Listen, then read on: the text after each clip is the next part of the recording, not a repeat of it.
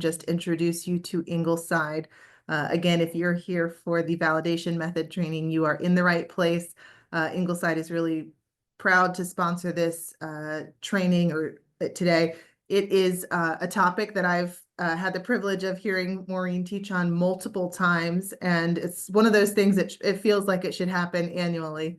As a good reminder, I always say not just for caring for individuals with cognitive change, but really probably any interpersonal interactions and just how to care well for people. So I won't say more about the training and give it, but let me just introduce you to Ingleside. So if you're not familiar with us, we are a premier provider in the DC, Maryland, Virginia area for life plan communities.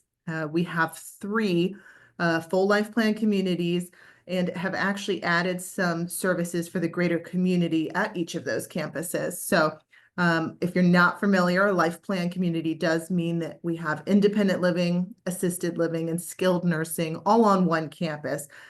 We also have some really robust dementia-specific programs. So yes, we do have memory care, but we have some other kind of surrounding services. So when we talk about our social day program, which I'll share a little bit more about, and then even having the nursing home level of care where we can provide assistance to individuals who need total care and have an advanced dementia. We really do have a wraparound product when it comes to caring for someone who's experiencing cognitive change.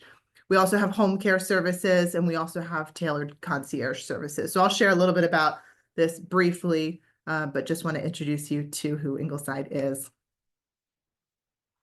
So again, we do have 3 life plan communities. They're all nonprofit organizations. Ingleside at Rock Creek is our flagship community in the district. We're in Northwest DC.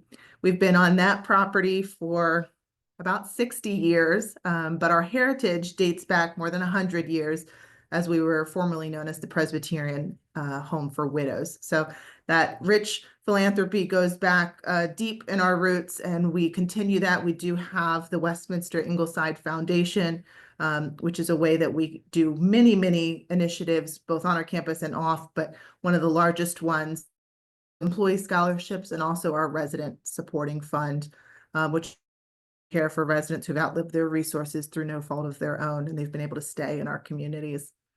Westminster at Lake Ridge is our sister community in Prince William County, Virginia. If you're familiar with the historic town of Occoquan, it is literally within walking distance, which is super cool.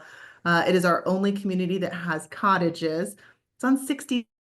It's a different than being in the city. And actually, they're planning.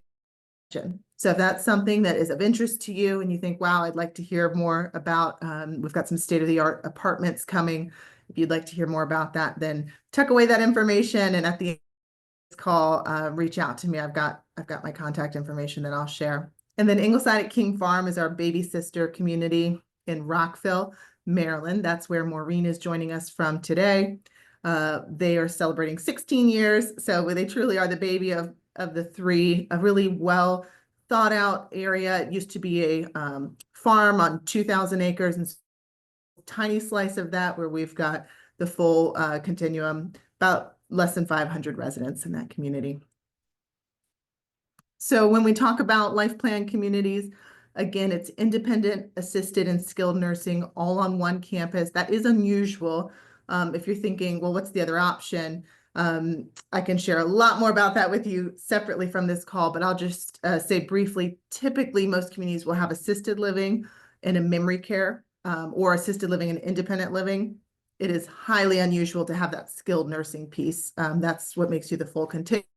Difficult to run, highly regulated, and just not something that is readily whole continuum. Unskilled nursing home facilities, which are typically known as nursing homes, but it's hard to have this all in one campus where the continuum is there for a resident or even a couple where one needs a different level of care. As it sounds, independent living really is it's a concierge lifestyle, right? So the housekeeping and maintenance and things are taken care of for you, but it's not medical needs that are being taken care of. Assisted living is exactly actually how it sounds. It's assisted support. So an individual who may need help with medication management or have some support with a shower, but it's not total care. It's routinely when I'm touring in this level, people always say, oh, wow, everyone's really active.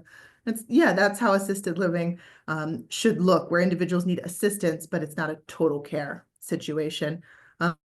That I'm thinking of then, where an individual might need a lot of support to be fed or complete care with other grooming items, then you're probably thinking of long-term care in that skilled nursing facility, which is something you can do either short-term after hospitalization or permanently, which would be long-term care if those needs have changed kind of for a more permanent situation. And as I shared in the beginning, we're really proud of what we're doing in the we are caring for individuals early stages and the moderate stages and with advanced dementia. At that moderate or middle point, we do have residences that are dementia specific. All the staff are certified dementia practitioners. The programming is really targeted towards caring for an individual with cognitive impairment. Our community, we call that memory support assisted living.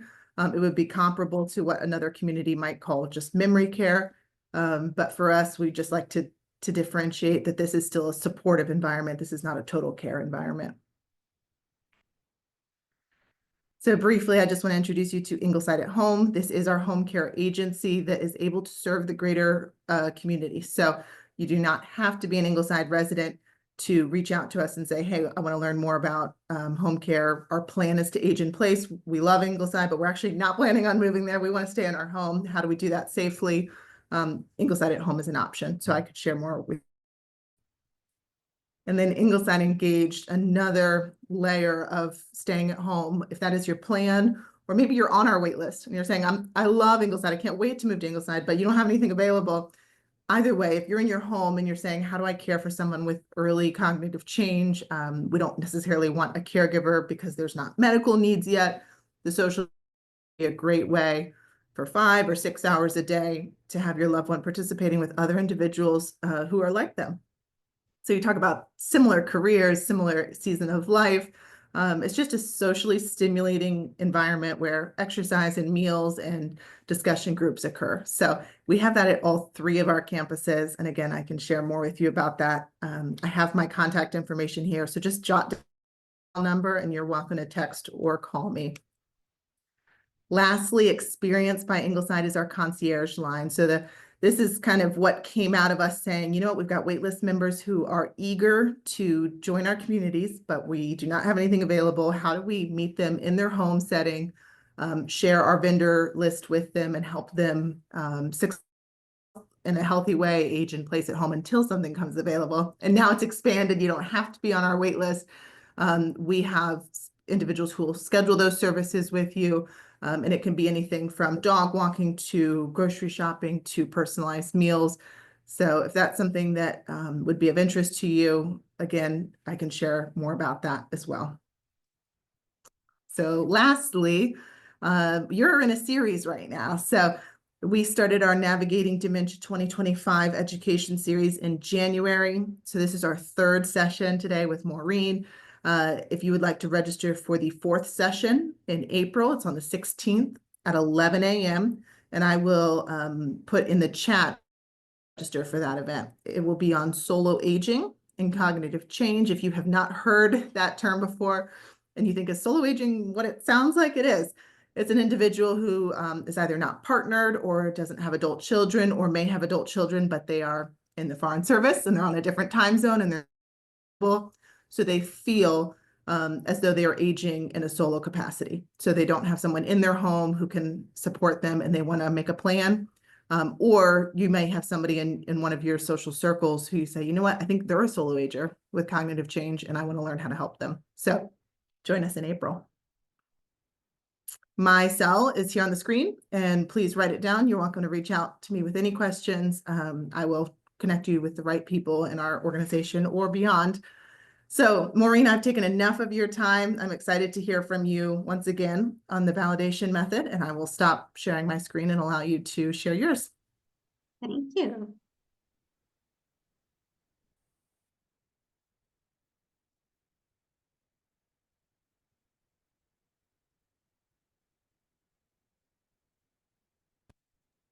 And you know what, Maureen, I forgot to say, we are recording this. And we'll get that recording out to everyone. You can share it with people that weren't able to join us today. And if you have questions, there's two ways to do that. So you can either type it into the chat, in which case people will see your, if you want it to be anonymous, you can type it in the Q&A, and then we'll get to those questions at the end of Maureen's time sharing on the validation method. All right. Well, thanks for joining us, everyone. My name's Maureen. I'm the Director of Memory Support here at King Farm. I've been here almost 4 years, but I've for a really long, close to 35 years. And I often say I started and I learned the hard way. I was a bachelor social work graduate from college, and I was going to, change the world. And my first job was working in a nursing home, directing what we called a special care unit, which was the first term for a memory care. And I learned the hard way because really nobody knew what they were doing. The field was relatively new, and I'm so grateful because I got to be a part of the field as it was emerging, as kind of our thinking changed from, well, we're just going to lock the doors on each end of a hallway to, we can really have quality impact on help them live the best that they. So again, I sort of found my love early. Often I tell people what I do, and they'll say, well, you must be a special person. And, I never know quite how to answer that. Should I say yes? I really am very special. You should be glad you know me. Usually what I say is I have developed special skills. And that's one of the things we'll be talking about today. The validation method is kind of a set of skills that are helpful and needed in dealing and communicating with somebody living with cognitive change. And so, like I said, I was grateful to have learned a lot of these things sort of the hard way, but at a time when things were being developed. I was lucky also to work with Teepa Snow, I've got a little video clip of hers later. But it just it gave me the chance to really learn from the best. And I'm grateful to have been able to take a course here at Ingalls enable me to teach our certified dementia practitioner training. So I do the training here for our team members. And also I'm a certified validation worker, which you'll hear a little bit more about later. But glad to be here. I've worked in various settings, opened multiple communities, and hopefully it'll come across, but I certainly I absolutely love my job. I love working with people with dementia and their families. And so hopefully some of these things that we'll talk about today might be helpful for you as you learn and as you help work with your loved one. And let's see if I can get there we go. So the validation method, you may have heard of it. Naomi Filo, who's pictured here, is the woman that created this method about, I'm not sure exactly when, probably early 80s. She grew up in a nursing home. Her family owned and operated nursing homes. And so she actually sort of says, just over a year ago, but a really impactful woman. She would say, well, the old people are my playmates. And so she grew up, engaging and hanging out with the people that lived there. She went off to social work school and realized that, for the people that were changing cognitively, that were confused, that sort of our typical method working. We used to use something called reality orientation, and that's a great skill for certain, but she really found that it didn't work for people that were confused. And so she wanted to come up with something else. And you may have also heard the term therapeutic lying or therapeutic fibs. And she also didn't think strategy because it doesn't build trust if we're continuing to lie to people. And I'm sure I'll say this a few times before the end, but I always say if it works, do it. If you're finding something that works with your loved one, then continue to do it. But we generally want to avoid those two, the lying or the reality orientation. And this middle of the road approach, as I like to call it, is kind of what became or what is the validation method? And it's really just a way to communicate with people that are confused or disoriented. And I want to say it was 1990, 91, 92, right around there, a long time ago. Go to an all-day conference with Naomi, and it really was life and career changing. Just the way she was able to explain things and really help me look at the person with dementia perhaps a little bit had, and really learn from them, as well as really have a better understanding and empathy. The kind of the whole point of the validation method, or one of them, is that we're going to join them on their journey. We're going to kind of accept where they are and jump in. This organization is called the Validation Institute. It's used internationally. In fact, it's probably used more in other parts of the world than we use here in the United States. But it's really just that those skills to help us communicate best. And we'll talk about some of the principles in a minute. And I always like to say this is like a high level of what the validation method is. There really is quite a bit to it. She's written several books. There is a lot of very specific things that we're not going to get into. So I'm just going to kind of give you a high level overview. Like I said, I heard her speak in the early 90s, and then I want to say around 20, I don't know, late 2010s, was able to take two separate courses that were, I think, about I don't know, multiple days of class, had to do homework and videos and write a paper. So it was not just a go to a seminar and you're checked. We had to check off all the boxes and make sure that we really learned. So again, just kind of going over it at a high level, but I hope that you'll learn something. So we'll talk a little bit about kind of the background, these principles. We'll talk and then get into some of the more specifics about what does this mean? What do I do? How does this really work? There are, as I mentioned here, there's rules of the validation method. I've just picked a few to sort of focus on that I think are the most appropriate and easier to understand. And the first one is that everyone is unique and worthwhile. And I think if you asked anybody, we're like, well, of course, I know that everybody's unique and worthwhile. And I think what happens when somebody is living with dementia, we sort of define them by their dementia and forget or not focus on some of those things that made them unique and worthwhile before, and still have. One of the things I love about people with dementia is that they are living in the moment. They're very about the present, the here and now. And I don't know about you, but I certainly worry about things that happened yesterday. Well, I should have done that, or worry about the future and how is this going to go? Is everything going to be okay? And certainly there's plenty to worry about in our world right now. And I think people living with dementia live in kind of a very fresh, in the moment, stop and away.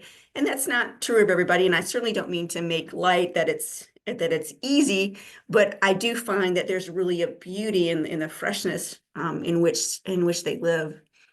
The next one is that confused people should be as accepted as they are and not try to change them. This is not always easy, because if you think about it, you've lived with somebody maybe 40, 50, 60 years, and you've communicated with them in a certain way, and now things are changing, and that requires you to change, because they're really not able to on a lot of levels. They're kind of where they are based on the brain change that has happened. And so we get to kind of, there's a booklet, maybe, I don't know if anybody's ever heard of it, but I want to read a couple excerpts from it. But there's a little booklet called Welcome to Planet Alzheimer's, and it could also be Welcome to Planet Dementia. But the premise is we have to kind of change how we approach things, because they're on planet Earth. And this says you are now planet Alzheimer's. You've chosen to follow your loved one there. as they are an unwilling inhabitant and have been taken there by force. You don't want them to be alone in this absurd place, but you're still used to the influences of planet Earth. You will find that Earth rules no longer apply on planet Alzheimer's, and you will have to adapt to the new rules to survive the journey. And here's a few of the rules, and we'll talk about some of them in more detail, but one is never argue. Logic and reason do not apply. You are not who you think you are who they think you are. Never take anything personal. Hard one. Old memories are best. Learning to do something new is not important. Being loved and accepted at all times is. Have no expectations and take advantage of the shuttle back to Earth as often as possible. And then she writes, I told you this was an absurd place. You know, it is hard to change. And I think for family caregivers, it is hard to do what I call make the switch. You know, like you said, you have communicated with this person often for many, many, many years. And so in changing how you communicate, one, that's just hard to change your routine and your skill and how you've done something. Any kind of change is challenging. And then it's also, there's this piece of, well, if I'm really having to change how I interact with my loved one, it really makes it hit home that, yeah, something's different and this is hard. So again, I realize it's not easy, but that's definitely something that the validation method certainly encourages, and certainly something as a dementia educator, I would say, you know, we really have to meet them where they are. And in doing so, with the next one, listening with empathy builds trust and reduces agitation or reduces anxiety and restores dignity. You know, we all want to be acknowledged, to be listened to be understood, and not just be an aside or just be, that we really all want to be heard. The next one, it kind of goes along with that. It says painful feelings expressed and validated will diminish or at least lessen. And so if you think about having a really bad day, when you tell a good friend, a significant other, and you're like, I just had the worst day, it was terrible. And you tell them about it and they just go, get over it. You know, tomorrow will be a better day. Now that's probably true, but is that really what you wanted to hear? You probably just wanted to hear somebody say, yeah, I'm sorry you had such a bad day. Now that doesn't make my bad day go away, but it does kind of the emotion and the angst that I was experienced just by being validated and allowing me to express the feelings that I need to. We'll talk about this more as we move forward, but many times there are situations when a person with cognitive impairment has painful feelings that they never did express. Maybe some difficult experience as a child or growing up that they didn't talk about it because you didn't talk about stuff back then, and they might need to, some of that stuff may come out, and when we can validate it, it lessens. Which, and another piece about that is that one of Naomi's focuses was that as people age, this is true of all of us, the older we get, the closer we are to what we think is our end, we almost all out of a life review. Am I satisfied with how I've lived my life? Do I feel like my relationships are okay? Is there something I didn't deal with that I need to deal with now? Sort of that dirty laundry or unprocessed may likely come out once somebody is living with cognitive impairment and can't control all those things that we like to kind of keep all tucked away, right? And so allowing people to kind of verbalize, express, and then support them actually helps them to be able to, and I think all of us would to be able to die in peace and feel like, you know, I'm okay. things are, I'm ready because I've taken care of things, whatever those things might be. And then the next one is all behavior has meaning. You know, you and I, our behaviors have meaning. And people with dementia are communicating with us. They're trying to communicate, maybe through their words, through their actions, through their behaviors. And so we have to look at that and not say, well, they're just being difficult, or I don't know what they're saying or what they're doing. We have to kind of try and be that detective. And then lastly, it just says that early learned behaviors return when verbal and memory abilities, the official term is called retrogenesis. But basically the skills that we learned early in life are going to stay the longest. And in some ways, dementia is like going through life in reverse. And so skills that I learned at an early age, memories that I retained at an early age, are likely going to stick with me a long time. A simple kind of silly example is the alphabet. You know, if I asked you to tell me the alphabet, I would venture to say that you, if not 100% of you, would start singing your ABCs because you learned that at a young age and you learned it in a certain way, and that memory is kind of embedded in who you are. So some of the benefits of validation, we'll get to the meat in just a minute. I want to kind of behind it.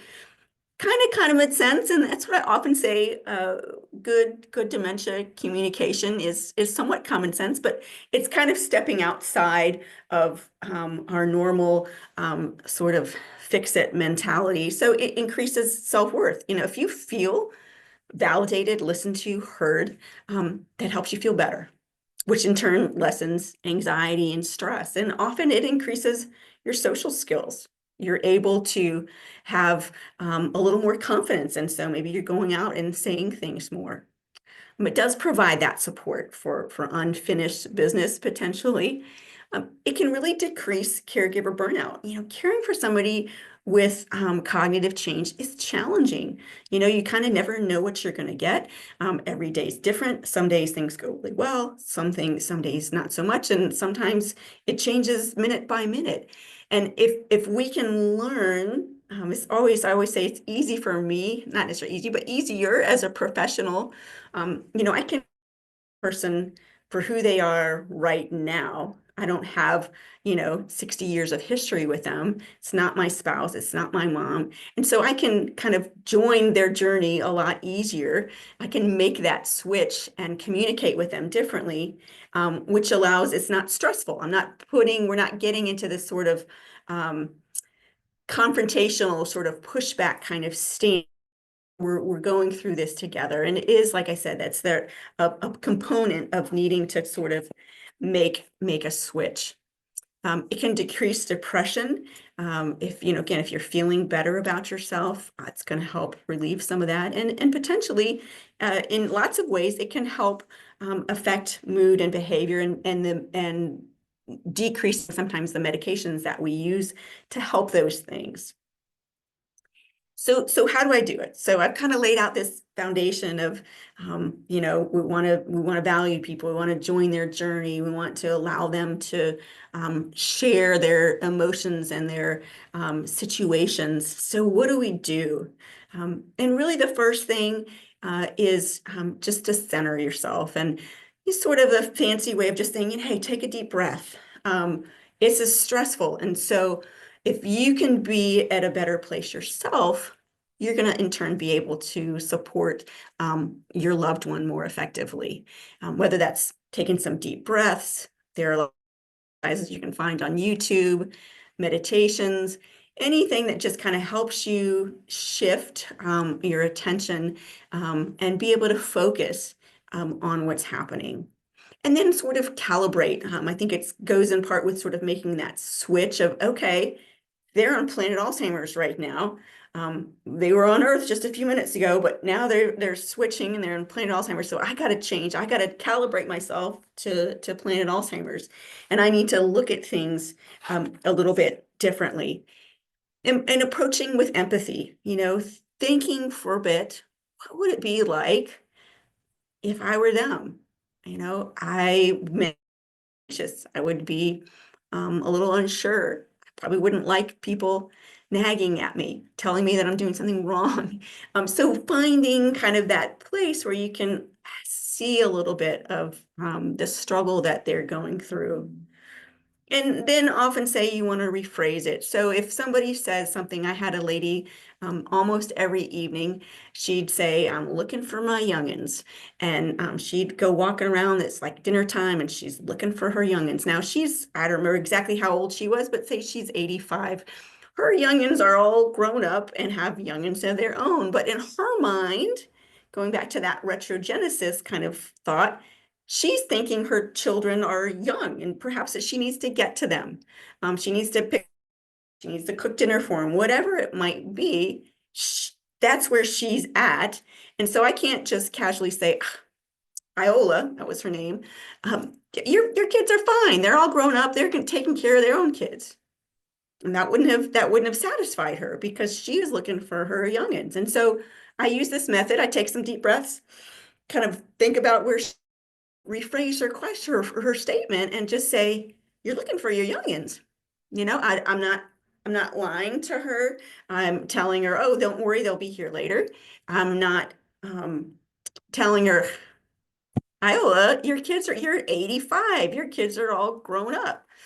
So I'm looking at it. I'm kind of trying to meet her where and I've often said, I think I said earlier already, but just as an aside, if you find that something works, do it. If you find a lie or a half truth is successful, then stick with it. Often say you want to base your future interactions off your past interactions. So if you're able to kind of get white lie and they're satisfied with that answer, it doesn't increase their anxiety, it doesn't increase their frustration, then go with it. If you get a difficult response, then you have to kind of think, well, maybe that's not the best approach and I need to try something different. So I love this rephrase technique because it does a lot of things. One is it just says, hey, I heard you. I'm validating that I heard what you said, and I'm able to repeat that back to you. And so it gives me the sense that you're listening to me. You're not just going to brush me aside and move on. One of the things that I think professional caregivers have a hard time with is that we always want to, if somebody says, oh, I'm looking for my youngins, we're like, oh, well, it's almost dinner time. Come on over here. And we're going to get them situated. But we really have to kind of, again, make that connection and join that journey with them. So just rephrasing it. It buys you some time as well. So it really builds some trust. It makes them feel like they're heard, and also kind of buys you some time of like, okay, what am I going to do next? What am I going to say next? Which the next thing, where do you think your youngins are? What do they look like? How many youngins do you have? What would you be doing with them right now? And so I would ask her a series of questions. And then, of course, the more I know about her, the better I'll be able to answer or ask better questions. And then I would try, because my brain is not cognitively impaired. I'm far from perfect and I may not be normal, but I'm not cognitively impaired. And I can move that conversation maybe where I want it to go. And so for this particular lady, it was usually around dinner time when she would start looking for her youngins. And so I would start talking about food. Are you a good cook? Do your kids like your cooking? And then, we'd kind of be walking with her and move her toward the dining room. Something good. Let's sit down and get a little something to eat. So she would sit down and eat a little bit. I might have to do that 2 or 3 times to re-support her and kind of re-engage her. But if I just try to get her from I'm looking for my youngins to it's time to eat, that's probably not going to happen. I really need that kind of in between. And I'd also say, as we were talking about the different stages earlier, and when Kirsten was talking about, different things for different folks. So if somebody is in the earlier stages, and they say something that doesn't make sense, like I'm looking for, have you seen the kids? You might say, well, honey, we're 85 now and we live here in this place, and our kids are actually grown up now and they're okay. And if that works, then stick with it. But if you start to get some pushback, It might mean that they're in a different place and that where you really need to kind of join them where they are. Questions, avoiding those why questions, because it tends to put people on the defensive. And then affirm people. Everybody wants to be complimented. So as I'm talking to Iola about her children, I'm like, I bet you're a great mom. You have a special relationship with all your, and I'm able to just make her feel special. And when you feel better about yourself, right? If you feel like, again, somebody's paying attention to you, somebody's listening to you, somebody's affirming who you are, you get stand up a little straighter. You kind of take a deep breath and it helps relax me.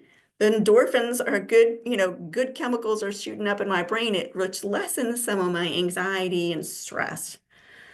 And touch can be very appropriate depending on the situation. And then all throughout this, we're reminiscing. I'm talking about her kids and things they've done and kind of sharing some memories. And then kind of that final step is sort of to redirect or help them find something else to kind of figure out what to do. And I think that this method really, it sounds and makes sense, but it's a lot harder to do. And as Kirsten was saying earlier, I really think this is such a great way to look at really all of our interactions. When somebody brings something to us that's heavy or hard, I don't want you just to go, get over it. I want you to sit with me a minute. It's not going to fix it. It's not going to make everything go away, but just to be with me. This next slide is actually a video. It's a short video from Brene Brown, who's does some great work. Certainly look her up if you're not familiar with her work. And it just talks about sort of the difference between empathy and sympathy. And I think you'll see some of the things that we've talked about, and hopefully it'll illustrate some of the things I've been trying to share. We tested it earlier. It worked. Let me know, Kirsten, if it's not, you don't hear the sound.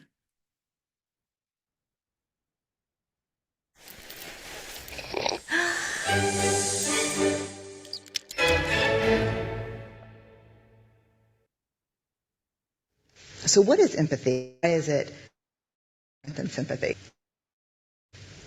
Empathy fuels connection. Sympathy drives disconnection. Empathy, it's very interesting. Teresa Wiseman is a nursing scholar who studied professions, very diverse professions where empathy is relevant, and came up with 4 qualities of empathy. Perspective taking, the ability to take the perspective of another person or recognize their perspective as their truth. Staying out of judgment, not easy when you enjoy it as much as most of us do. Recognizing emotion in other people and then communicating that. Empathy is feeling with people. And to me, I always think of empathy as this kind of sacred space when someone's kind of in a deep hole from the bottom and they say, I'm stuck, it's dark, I'm overwhelmed. And then we look and we say, hey, you can climb down. I know what it's like down here. And you're not alone. Sympathy is, ooh, it's bad, no. You want a sandwich? Empathy is a choice, and it's a vulnerable choice, because in order to connect with you, I have to connect with something in myself that knows that feeling. Rarely, if ever, does an empathic response begin with "at least." And we do it all the time. Because you know what? Someone just shared something incredibly painful, and we're trying to silver lining it. I don't think that's a verb, but I'm using it as one. We're trying to put the silver lining around it. So, I had a miscarriage. Oh, at least you know you can get pregnant. I think my marriage is falling apart. At least you have a marriage. John's getting kicked out of school. At least Sarah is an A student. But one of the things we do sometimes in the face of very difficult conversations is we try to make things better. If I share something with you that's very difficult, I'd rather you say, I don't even know what to say right now. I'm just so glad you told me. Because the truth is, rarely can a response make something better. What makes something better is connection.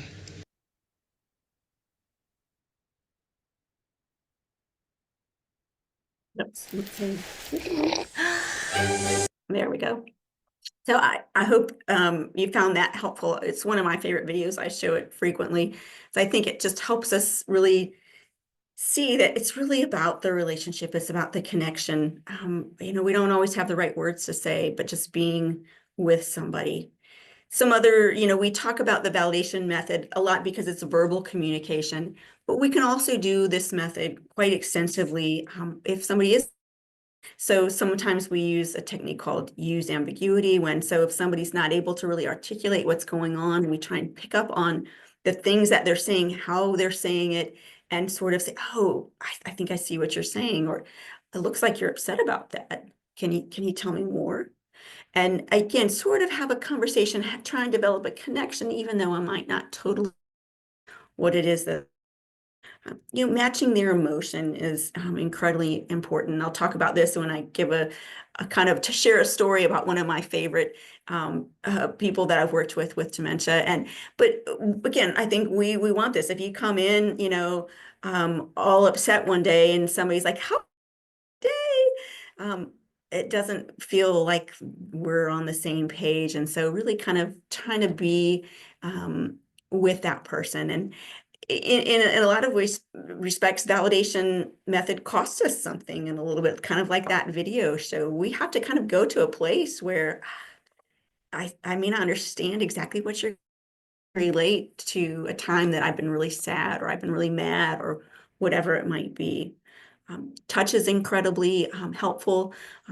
Again, in the minutia of this method, there are certain touches that use that help sort of elicit a response from a mother or father, and just getting deep. But most of us like to be touched, and finding the appropriate way to really support people in that, especially when they're not as verbal. And then reading between the lines, is what we all really have to do a lot of the time in life, and kind of figure out what somebody might be saying, but what they might really be saying. I could talk for hours. It's really passionate about. I have seen this method have such an incredible impact on people's lives. Like I said, one of my favorite people that I've worked with was a gentleman named John, and his wife had recently passed, and he, before he moved into the community I was working at, and he went to the funeral, his wife's death, and was a part of that process. And as his cognitive changing continued to happen, he had less awareness that she had died. And so some days he was like, hey, have you seen Roberta? And he's walking down the hall and he's smiling. And so in those times, we knew we could sort of get away and say, right now, maybe she's out shopping. We didn't fully lie, but we also didn't tell him, oh gosh, she's dead, John. And so he would be like, okay. We'd even joke with him sometimes and say, well, I hope you didn't give Roberta the credit card. She likes to shop. And he'd just kind of chuckle and move along.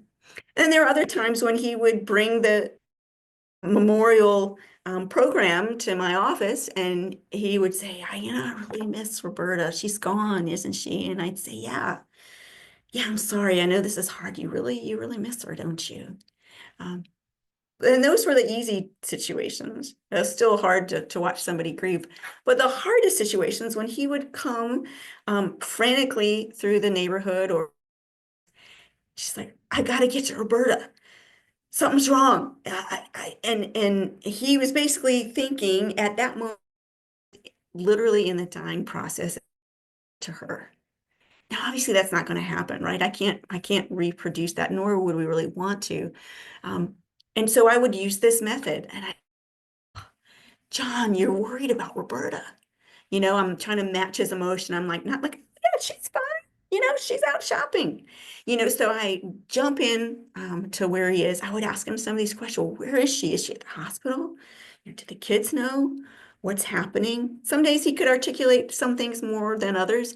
And some days it was just a couple minutes interaction. Some days it was longer. And over time, I was able to get him to, I'd being strategic about where I'm leading the conversation. And I would kind of wasn't so totally stressed, and we could go on to the and believe that through that, you know, the self and my team helped him grieve the loss of really different situations. And had we been able to didn't know about this method or not been able to come alongside him, we really would have caused a lot more heartache. If we'd said, "Oh, John, she died, don't you remember?"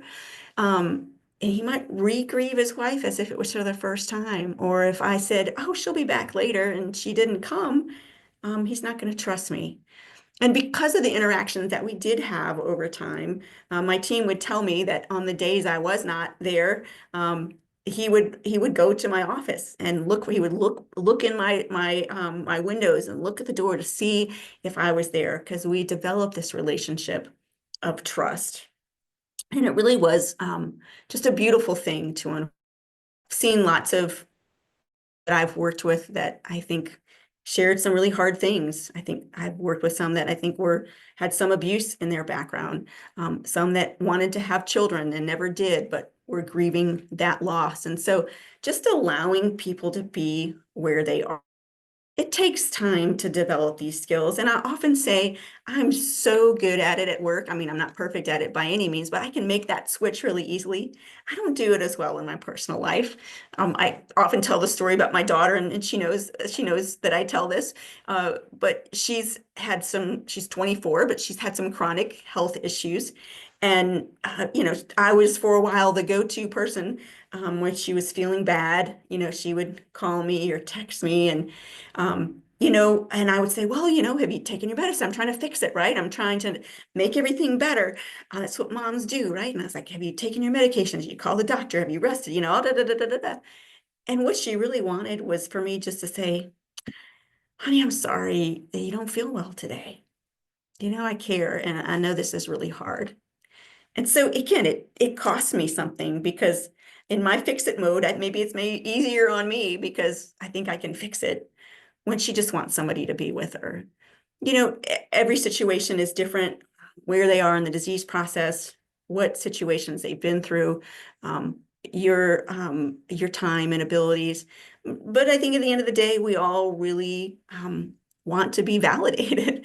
We want to know that somebody's heard us, that somebody's listening, that somebody is willing to kind of jump in our space and be with us. Many times when I talked with John for a while, at the end, he would say, "Roberta's gone, isn't she?" I'd say, "Yeah. And I know you miss her." But I couldn't just jump to that. And I've had many situations where, even if it hasn't been verbalized, I really believe that people living with dementia often know that they're not saying the right thing, or they're not expressing themselves in the way that they want, but they just want somebody to come along and walk with them. Just be with me where I'm at. I know it doesn't always make sense, but I just need somebody here with me. So as I said, it's useful with family, friends, coworkers. You can really use some nifty skills, I think, sometimes. I have just one short little video to show you. It's actually from Teepa Snow, who's Naomi Feil, Teepa Snow, and another woman named Joyce Samard are definitely my heroes professionally. And Teepa's got a lot of great information. I've got a slide that gives her information, her website information. She's got a lot of great videos on YouTube that are just kind of, I think, bring it all home. And this is just sort of a silly example. It's actually Teepa herself and her daughter acting out this little scenario about wanting to go home, and sort of a not so good way to do it, and a little bit better way to do it. So again, hopefully this one works too.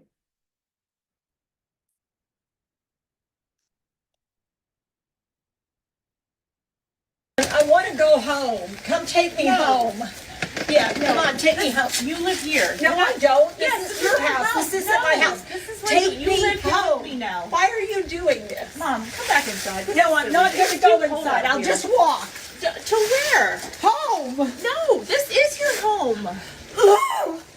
Mom, what are you doing out here? I want to go home. Take me home. I want to get out of here. You're wanting to go home. Yeah. You're wanting to get out of here. Get me out of here. I need to You're go. not- Here is not I right. want to get home. You want to get home. Yeah. All right. So, Yeah.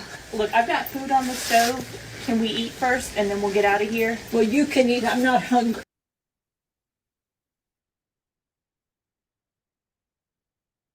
Oops, did I mess it up? Sorry. All right. Can you come Yeah, help me I mean, finish up? but don't trick me. You don't want to be tricked. No. No, I'm not going to So trick after we eat, you After eat, or we- we eat, or whatever, you're going to take me? you. We'll get in the car and go for a ride. Yep. No, I want to go And you're home. wanting to go home. Yeah. We'll get in the car. Okay. All right. I'm not staying long. No, we're just having Okay. food. All right. I want to go home. So I do think it just kind of illustrates that change, and she sort of lied a little bit, but it worked. I always say if it works, do it. But just kind of joining that person where they are. So here's just some couple of resources. The Validation Institute is where this method came from. TIPA Snow, and then of course the Alzheimer's Association is just a great resource. Tons of information, 24/7 helpline. So I'll open it for questions and comments, and then I'm just put my last slide up here. This is my contact information.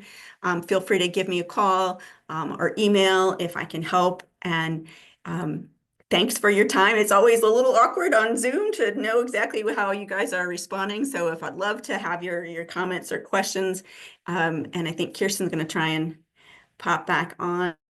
You can put it in the chat. You can do it. I think we have the Q&A as well. So We do. We have two questions I can read to you. And Okay. thank you so much for joining us on Zoom. I know your preference is in person. There was some spotty internet, so I think all of us feel like we missed a little bit of what you shared, but we're so grateful to be able to have technology and have people from the district, from Virginia, from Maryland, all on this call together. So thanks for sharing your time with us. So one of the questions is that this method is wonderful, but also hard. Can you address a little bit of that and maybe some self-care techniques? And then a follow-up question to that, how do you handle situations that seem to be spiraling? So maybe what if the validation method isn't working in Okay, that yeah. scenario? wow, that's a lot. So remind me if I don't get to them all. So it is hard. It is hard to make that switch. It's hard to jump into it. And I do think self-care is important. There's no doubt about it that if you're taking better care of yourself, even on the smallest level, it's going to help you care better for that person and have a longer fuse, so to speak. And so I'd say, a very simple technique is deep breathing. Studies have shown that if we take 4 to 5 deep cleansing breaths several times a day, it actually reduces the cortisol level in our brain, and the cortisol is what gives us that stress kind of, impulse reaction. And so trying to do that, even simple things like setting a timer for, breakfast, lunch, and dinner, and have that little beeper go off, and you take some big deep breaths, try and, hold it for a second and release it. And I'm not making light. I know it's a very simple technique, and I know that what you're dealing with on a day-to-day basis is really challenging. But it is a small technique. I think that sometimes we can weasel into our day to help us just relieve some of that stress, finding a support group, trying to get outside, get for a walk, ask for help. If you have children in the area, if you have friends that can just do little things. I know I often tell people to keep a list of like some small, so if anybody says, if you ever need any help, let me know. Then you say, yes, I need you to do. Could you go to the pharmacy for me and pick up our medication? Could you come stay with my husband for 30 minutes while I go do something, you know, and just have a short little list of maybe some really specific things that somebody could help you bring you dinner, to help you have one less thing to do. So thinking about those things. And again, I also say it's a skill. It takes some time to develop. It doesn't necessarily come naturally. I often tell the concierge and other that are non sort of clinical staff that I train, my two biggest hints are, you know, be nice and go with the flow. So as much as you can, you know, respond nicely and try and go with the flow. As far as when something's escalating, I mean, it's hard to say exactly without really knowing what's going on. But often matching the emotion can really be helpful. If they're really upset, you know, and instead of, you know, our first thought is usually, well, calm down, calm down, calm down. I saw a marquee on a church board one time, or I don't know if it was a church, but said, you know, never in the history of being told to calm down did anybody ever calm down. And so instead of trying to you know, de-escalate it by telling them what to do, you know, I would say, you know, say it's, you know, maybe his name is John. John, you look really upset. What is going on? And try and match it. And then again, hopefully that validation of that emotion kind of lessens it. And then you kind of slowly move away from that. Again, without knowing the details of it, it's hard to say. Sometimes using their title, if they had a rank or, you know, a physician or Mr. or Mrs., sometimes just giving them, kind of rattles their ability to concentrate on what they were upset about. And they're like, wow. Well, Maureen, thank you so much. And I will say to anyone else with questions that maybe don't come up till this evening or later in the week, just jot down Maureen's contact information. Hopefully you grabbed mine. Otherwise, just you can certainly Google Ingleside and get in touch with Maureen or me. We'd be happy to answer additional questions that may arise. This has been recorded, so we'll be able to share that with people who registered for today's event. Maureen, thank you for generously sharing your time with us again. Pleasure. It's a joy.